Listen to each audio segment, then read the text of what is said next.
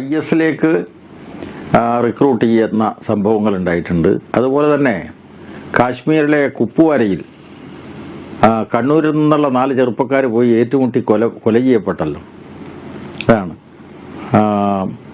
അപ്പോൾ അത് ഇന്ത്യൻ സൈന്യവുമായിട്ട് ഏറ്റുമുട്ടിയിട്ടാണ് കൊല ചെയ്യപ്പെടുന്നത്.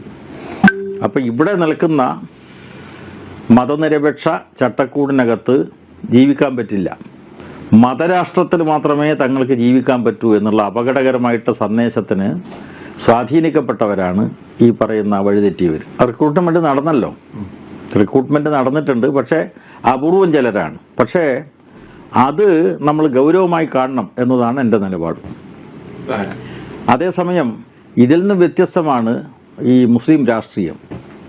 മുസ്ലിം രാഷ്ട്രീയവും രാഷ്ട്രീയ ഇസ്ലാമും തമ്മിൽ വ്യത്യാസമുണ്ട്. അപ്പോൾ മുസ്ലിം രാഷ്ട്രീയം അത് നേതാക്കന്മാരുടെ അധികാര താല്പര്യങ്ങൾ ഇതൊക്കെ അവരെ സ്വാധീനിക്കുന്നുണ്ട്. ഈ സലഫിസത്തിൻ്റെ ഭാഗമായി ആശയതലം സൃഷ്ടിക്കപ്പെടുന്നുണ്ട്. അതിൻ്റെ ഭാഗമായിട്ട് മതരാഷ്ട്രവാദികളായിട്ടുള്ള ജമാഅത്തെ ഇസ്ലാമി ഉണ്ട്, പോപ്പുലർ ഫ്രണ്ട് ഉണ്ട്. ഇവയൊക്കെ സൃഷ്ടിക്കുന്ന അപകടകരമായിട്ടുള്ള ആശയങ്ങളുണ്ട്. പി ജയരാജൻ്റെ CPM സംസ്ഥാന സമിതി അംഗം, പാർട്ടിയുടെ കണ്ണൂർ ജില്ലാ മുൻ സെക്രട്ടറി പി ജയരാജൻ്റെ തുറന്നു പറച്ചിലാണ് പ്രേക്ഷകർ കണ്ടത്. കേരളത്തിൽ IS റിക്രൂട്ട്മെൻറ്റ് വ്യാപകമായിട്ട് നടക്കുന്നു. കണ്ണൂർ ജില്ലയിൽ നിന്നുള്ള ചില യുവാക്കൾ ISലേക്ക് റിക്രൂട്ട് ചെയ്യപ്പെട്ടു. അതിനുശേഷം ഏറ്റുമുട്ടലിൽ അവർ കൊല്ലപ്പെട്ടു. ജമാഅത്തെ ഇസ്ലാമി, പോപ്പുലർ ഫ്രണ്ട് ഇവരൊക്കെ മതരാഷ്ട്രവാദികളാണ്. നമുക്കറിയാം തെരഞ്ഞെടുപ്പിൽ CPMന് ഇടതുപക്ഷത്തെ സഹായിച്ച 2 ഫണ്ടമെൻ്റൽ ഫോഴ്സസാണ് ജമാഅത്തെ ഇസ്ലാമിയും പോപ്പുലർ ഫ്രണ്ടും.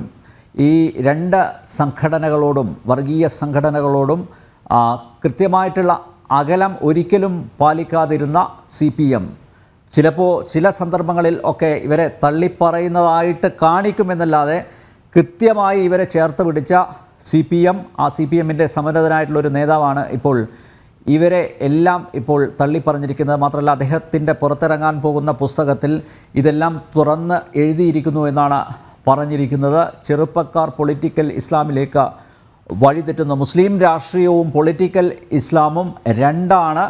ചെറുപ്പക്കാർ കൂടുതലായി ISൽ ചേരുന്നത്, ഇത്തരം വർഗീയ സംഘടനകളിലേക്ക്, പ്രസ്ഥാനങ്ങളിലേക്ക് ചേരുന്നത് കണ്ണൂരിൽ നിന്നാണെന്നും പി ജയരാജൻ തുറന്ന് പറഞ്ഞിരിക്കുന്നു. പി ജയരാജൻ്റെ ഈ തുറന്നു പറച്ചിൽ അത് പാർട്ടിയുടെ അടവ് നയത്തിൻ്റെ ഭാഗമായിട്ടാണോ, അതോ സതുദ്ദേശപരമായിട്ടുള്ള ഒരു പ്രസ്താവനയാണോ, അതോ നേരത്തെ PC ജോർജ് ചൂണ്ടിക്കാണിച്ചതുപോലെ വലിയൊരു കലാപത്തിലേക്ക് കാര്യങ്ങൾ നീങ്ങും, അതിൻ്റെ ഉത്തരവാദിത്തം അതിൽ നിന്ന് ഒഴിഞ്ഞു മാറാനായിട്ട് മുൻകൂർ ജാമ്യമെടുക്കലാണോ? ഇങ്ങനെ നിരവധി സന്ദേഹങ്ങളും സമസ്യകളും നമ്മുടെ മുന്നിലുണ്ട്.